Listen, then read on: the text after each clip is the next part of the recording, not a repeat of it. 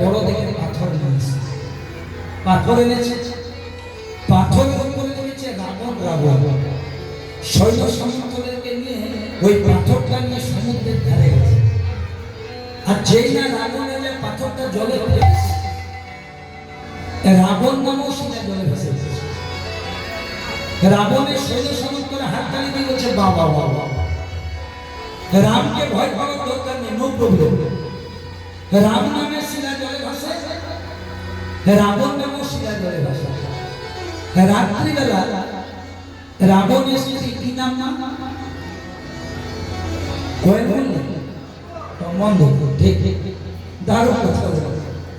এরকম ভাড়ার ঘর থাকলে রান্না করতে সুবিধা হয়, ভালো করে বল।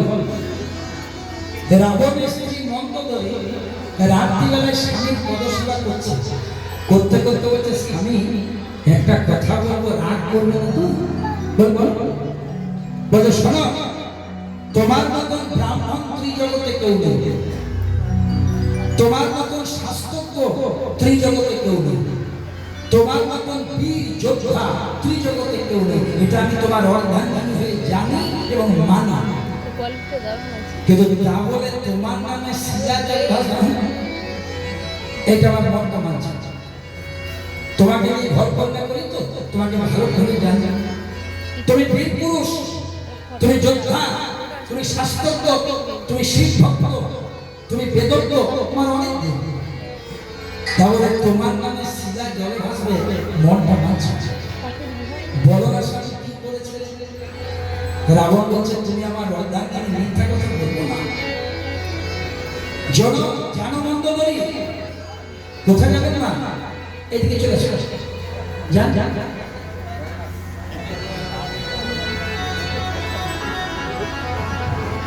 জানো মন্দোদরী, আমিও জানি রাবণ নামে শিলা জলে ভাসে না, রাম নামে ভাসে।